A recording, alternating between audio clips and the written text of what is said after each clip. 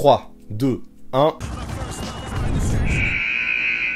Salut à tous, comment ça va aujourd'hui? En ce moment, c'est l'été, et pour moi, c'est les vacances. Je me repose un peu dans cette petite période de creux en NBA. Sauf que vu que je ne voulais pas non plus vous laisser sans rien, on va continuer mon top 100 actuel, en vous présentant aujourd'hui les places 10 à 6. On s'approche vraiment du gratin.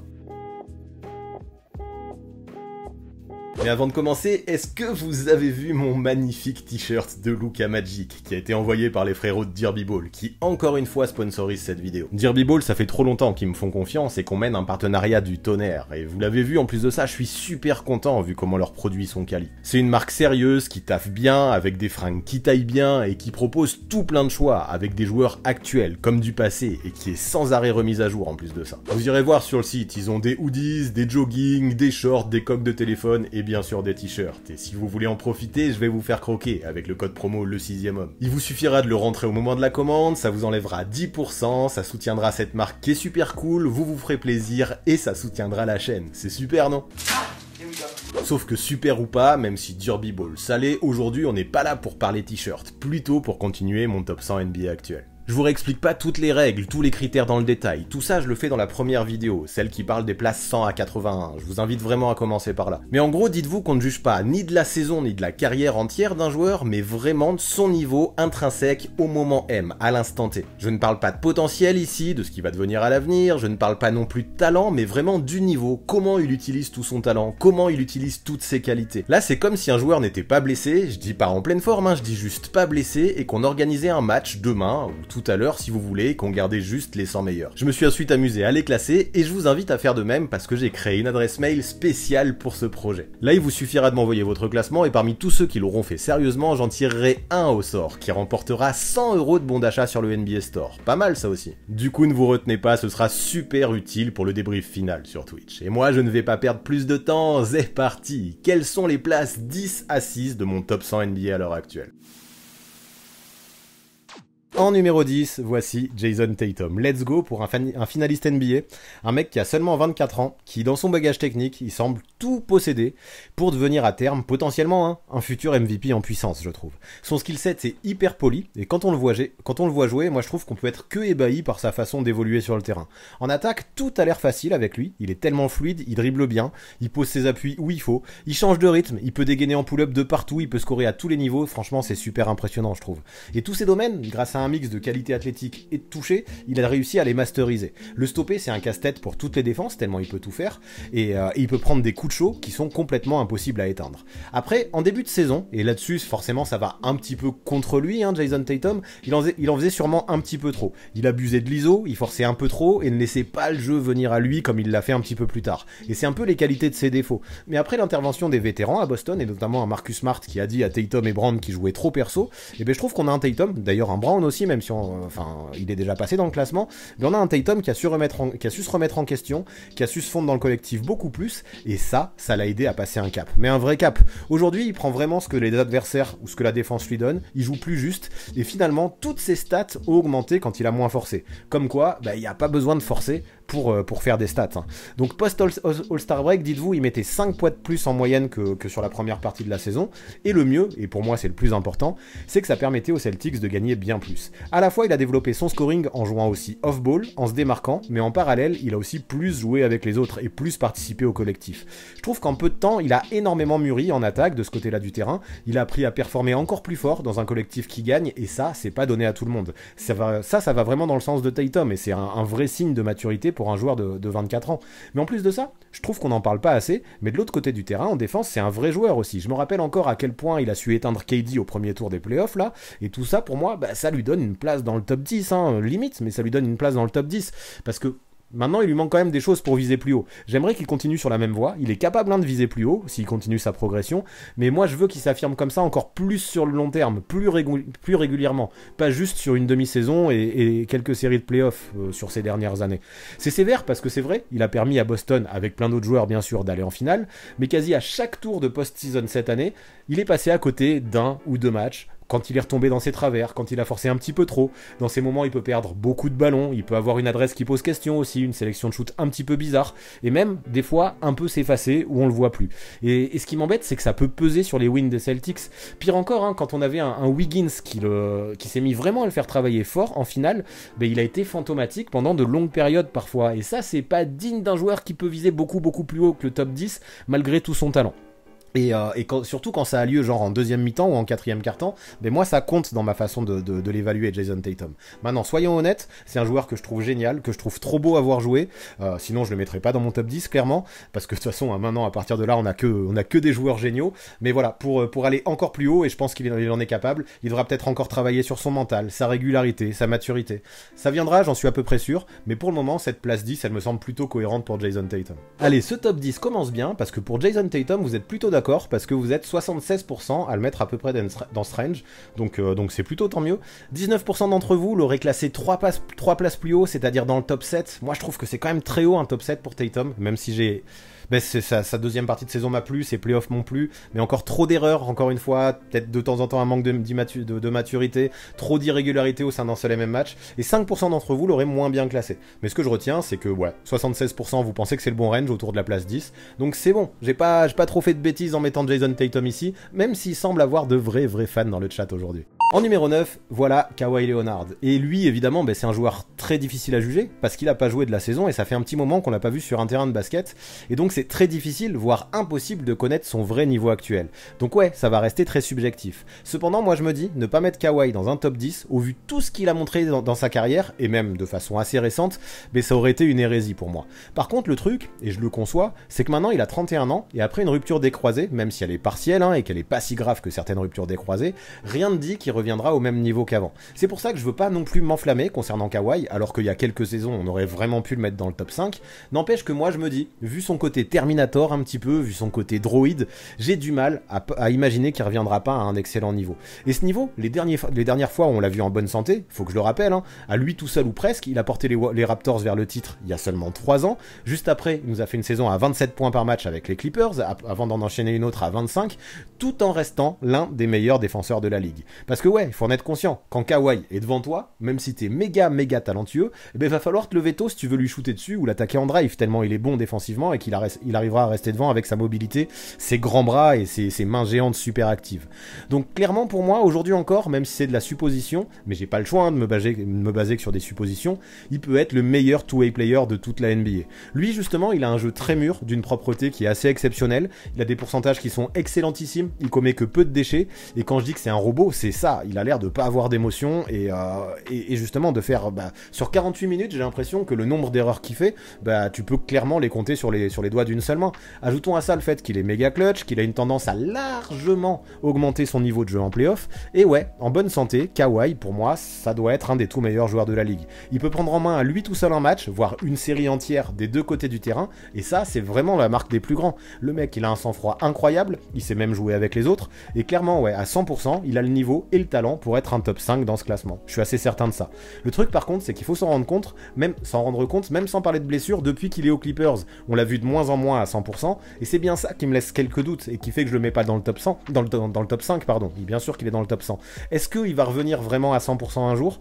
J'en sais rien, et c'est parce que j'ai des doutes que je le mets en numéro 9, donc en attendant qu'il me fasse potentiellement mentir la saison prochaine, c'est à cette place que je le mets, le Kawhi. Pour Kawhi Leonard, évidemment, ça a fait débat, vu qu'il a fait une saison blanche, et donc vraiment difficile à classer. Beaucoup de gens ne le jugent que sur son niveau de 2019, et donc 25% d'entre vous l'auraient mieux classé, en disant que ce niveau de 2019, là il était top 3 de la ligue, et donc il mériterait d'être mieux classé. Moi je suis pas d'accord avec ça, parce que aux Clippers, il a quand même montré beaucoup moins que ce qu'il a montré à Toronto, même si ce qu'il a montré était bien bon, et pour moi je peux pas le juger non plus que là-dessus, même si ça rentre en compte. 14% d'entre vous l'auraient moins bien classé, parce que vous avez plus aucune certitude sur le niveau de Kawhi. Je peux vous comprendre, mais je vous trouve sévère, mais au final vous êtes 61% à être d'accord avec ce range pour Kawhi Leonard, et finalement let's go, ça va passer encore une fois. En numéro 8, voici Jimmy Butler. Et si je suis très honnête, j'ai quand même eu beaucoup de mal à hiérarchiser Jason Tatum, Jimmy Butler et Kawhi Leonard. Bien sûr, sur le talent, j'avais envie de mettre Kawhi Leonard devant Jimmy Butler, mais pour moi, ce talent, ça fait trop longtemps qu'il l'a pas prouvé. Entre Jimmy Butler et Jason Tatum, ça a été aussi compliqué.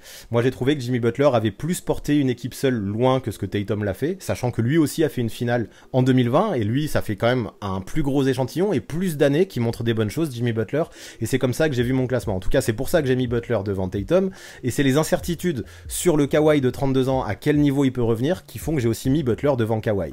Donc ouais, de toute façon, en parlant de two-way player au périmètre, en l'absence de Kawhi, et justement c'est parce qu'il n'a pas été là, l'ailier qui a pris sa place dans l'élite de la NBA, sûrement le meilleur two-way player au périmètre en ce moment tant que Kawhi n'est pas là, et est-ce que Kawhi va le redevenir, ça on n'en sait rien, mais pour moi c'est Jimmy Butler.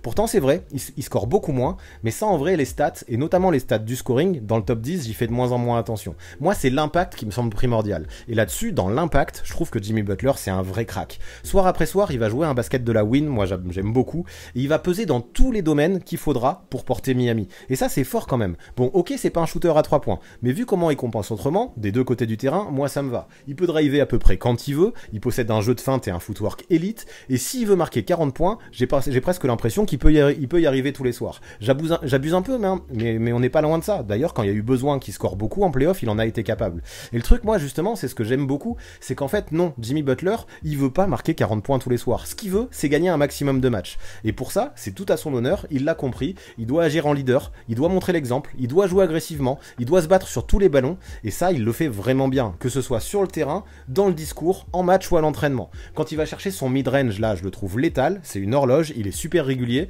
quand il veut driver, c'est la même chose, et à bientôt 33 ans, moi, je trouve qu'il a encore de vraies qualités athlétiques. En playoff, là, par exemple, je l'ai trouvé en super forme, et il développe ça avec une qualité de travail et une éthique de travail qui est pas loin d'être élite. Donc à part sur des shoots de loin, moi je pense qu'il peut punir son vis-à-vis de toutes les façons possibles, et j'ai même pas encore parlé de sa défense là, parce que dans le domaine, non seulement il te bloque physiquement avec sa mobilité latérale, mais en plus comme une teigne, avec son trash talk, il va rentrer dans ta tête. Et ça c'est balèze, je trouve ça aussi. Comment il peut faire déjouer des adversaires. Donc quand on parle d'augmenter son niveau de jeu en playoff, et ça c'est important pour moi, Jimmy Butler c'est vraiment un sacré client, et ça lui donne de la valeur dans mon classement. Et ses perfs cette saison, ça m'a fait halluciner, hein, en tout cas en playoff. Il a tourné à plus de 27 points par match en playoff, sachant qu'il était à 21 points par match en saison. Il a fait 4 matchs à plus de 40 points, à chaque fois quand il y en a eu besoin, et quand Miami galérait, c'est lui qui les a portés jusqu'au match 7 des finales de conférence, quoi. Donc chapeau bas, ça a été, c'est un véritable winner, je trouve. C'est presque dommage qu'il était blessé en playoff, mais ça l'a pas empêché de performer, et surtout, j'ai apprécié aussi, ça va toujours avec son caractère, son mental,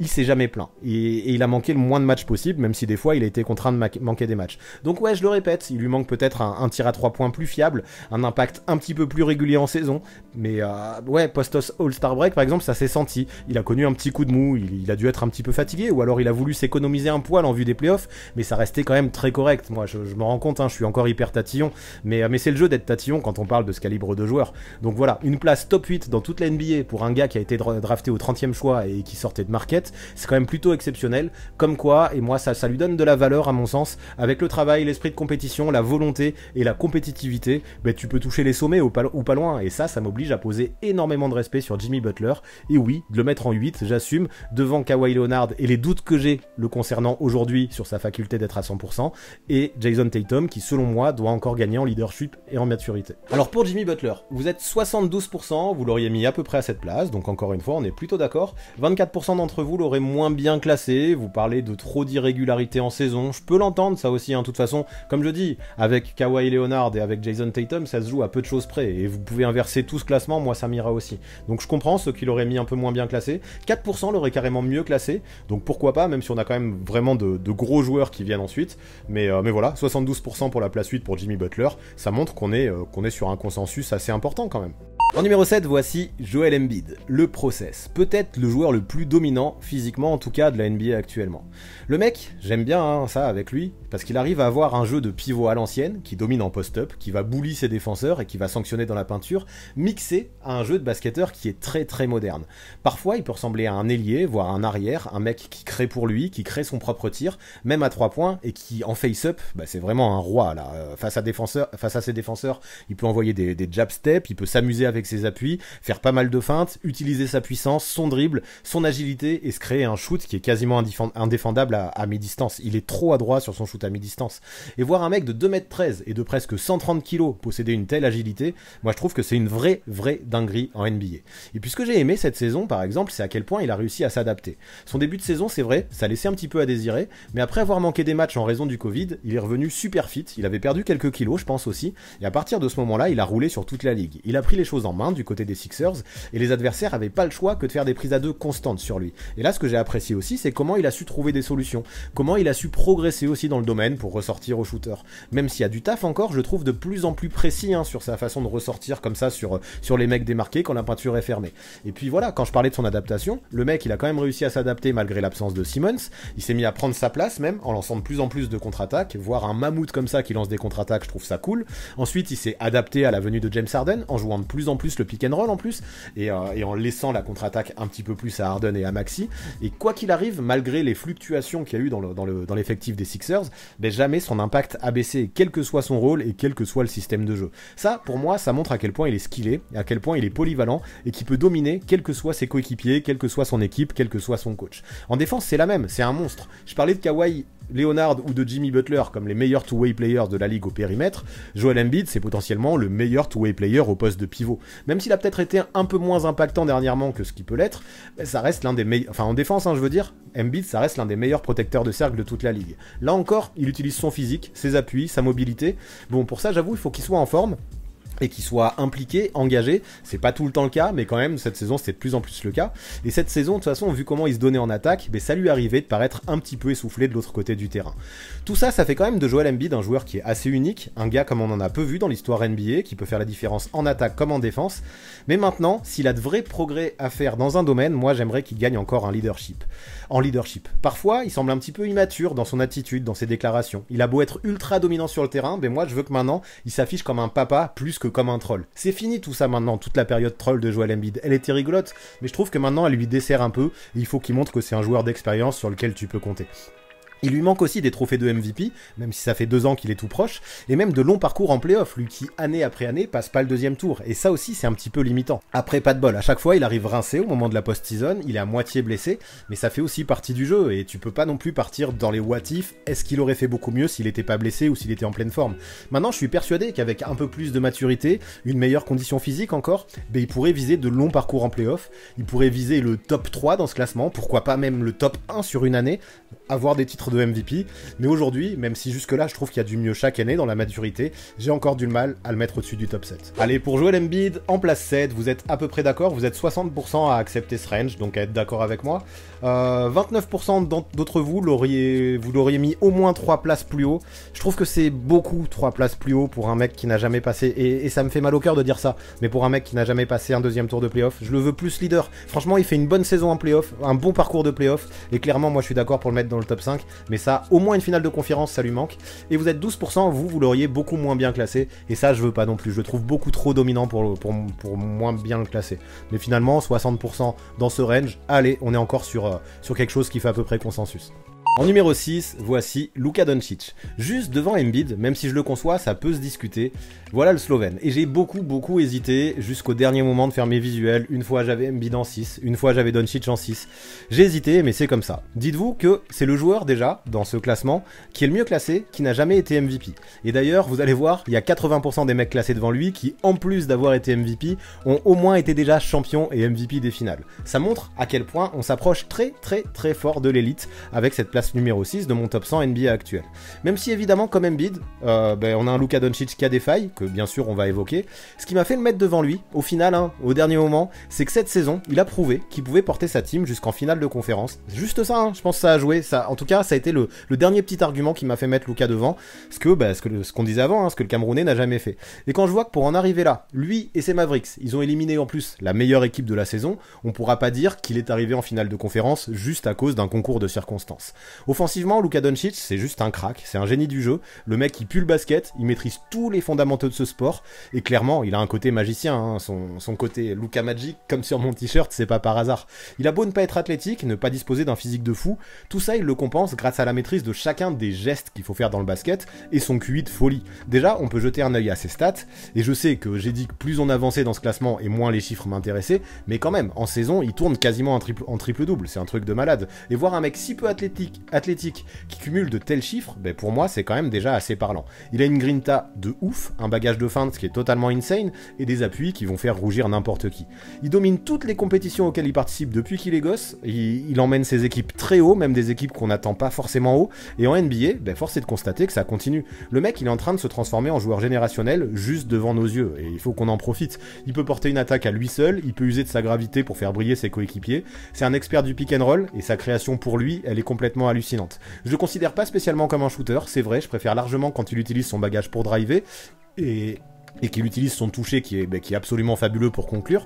Cependant, regardez, pour un mec que je considère pas comme un shooter, il a des pourcentages à 3 points qui sont très honnêtes, tout en étant capable de rentrer sans jamais forcer non plus d'énormes step back à 3 points. C'est sûrement l'un des shoots qui est le plus difficile à mettre dans le basket. C'est assez génialissime. C'est un métronome pour les Mavericks qui soir après soir les portera sur son dos et qui année après année augmente totalement son niveau de jeu en playoff. Dites-vous, et moi c'est aussi ça qui m'a fait le mettre devant Embiid, en 3 campagnes de post-season, jamais il en a fait une à moins de 31 points par match. C'est juste un truc de grand malade.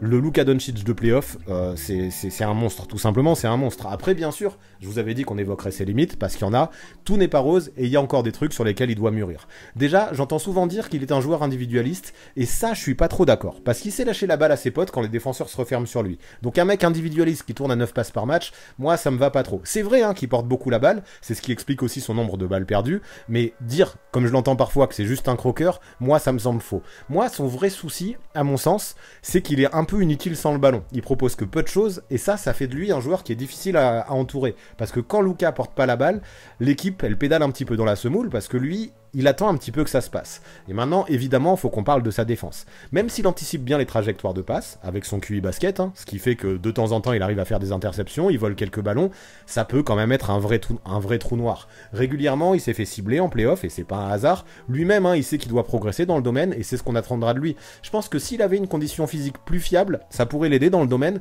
et moi je trouve que, même si en playoff ça a moins été le cas, sur la deuxième partie de saison, là, avant de retomber dans ses travers sur la post-season, je le trouvais pas trop mal défensivement. Il était moyen, voire moyen plus. Regardez les matchs de la deuxième partie de saison de Dallas, et vous allez voir un Luka qui est investi en défense, et qui est en forme physiquement, parce qu'il s'était bien... il avait bien travaillé, il s'était bien rééduqué après sa blessure à la cheville. Et je pense que la condition physique pour Luka Doncic, elle est assez essentielle. Maintenant, j'ai aussi envie que plutôt que de râler pour réclamer la faute aux arbitres, ils reviennent un peu plus en défense. Ça, ce serait pas du luxe et ça le ferait progresser un minimum dans le domaine. Donc ouais, encore là-dessus, j'ai besoin qu'il gagne en maturité, parce que pour moi, ça c'est de la maturité. Mais pour tout le reste, Luka c'est tellement un génie du basket pour moi que oui, je le mets en 6ème place dans mon top 100. Et voir qu'à son âge, il est déjà là, c'est un truc de fou. Pour craquer le top 5, je vais attendre de lui qu'il se développe dans les points que je viens d'évoquer. Mais vu qu'il a que 23 ans, je reste assez optimiste sur le fait que ça finira par arriver. Mais aujourd'hui, top 6, même si c'était vraiment en bisbille avec la place 7 et Joel Embiid, l'argument de il se surpasse vraiment en playoff et il est déjà allé en finale de conférence, a fait que j'ai fini par le mettre ici, le Luka. Et bien finalement, je pensais que ça aurait beaucoup plus débattu pour les places de 10 à 6. Et finalement, pour Luka Doncic, on arrive aussi sur un consensus, parce que vous êtes 72%, vous l'auriez mis à peu près à cette place. 17% d'entre vous l'auraient beaucoup mieux classé en disant que son bagage offensif est trop exceptionnel et qu'il méritait plus haut. Je peux l'entendre, mais sans défense, j'ai du mal. Et 11% l'auraient beaucoup moins bien classé en disant trop individualiste, trop croqueur, on entend trop parler de lui, il est surcoté. Des fois, j'ai l'impression qu'il y a eu un peu de hate dans les commentaires, mais après, je peux entendre le fait qu'ils défendent pas assez. Moi, c'est mon principal argument. Mais au final, 72% pour Luka Doncic. Encore une fois, on est plutôt d'accord. Voilà pour les places 10 à 6 de mon top 100 NBA actuel, voilà pour ce qui est de ce nouveau Crystal Ball. Ça vous a plu? Quels sont vos plus gros désaccords? Là, de toute façon, on s'approche de la fin, je sens que ça va râler, ça va parler de blasphème, donc dites-moi tout ça et argumentez un petit peu dans les commentaires, histoire que ça débatte. Mais le mieux, évidemment, pour comparer, ce sera de m'envoyer votre propre top 100 à l'adresse mail que je vous donnais en début de vidéo et que vous retrouverez dans la description. Vu qu'il y a quand même 100€ de bons d'achat à remporter sur le NBA Store, ce serait bien dommage de vous priver. Je vous le rappelle aussi, pour aller voir tous les t-shirts de Derby Ball, toutes les infos infos, l'adresse et le code promo, c'est dans la description là encore. Et pour finir, vous connaissez les bails, on s'abonne à la chaîne, on active la cloche pour recevoir les notifications, on lâche un maximum de pouces bleus et on rédige ses meilleurs commentaires. Big up en tout cas à tous ceux qui sont restés jusque là dans la vidéo, c'est super important pour la mise en avant et le référencement sur YouTube, et merci à tous ceux qui continuent à soutenir sur Twitch ou sur Tipeee. Si vous voulez rejoindre cette Dream Team, là aussi il y a toutes les infos dans la descro. Je vous remercie d'avance. À très vite.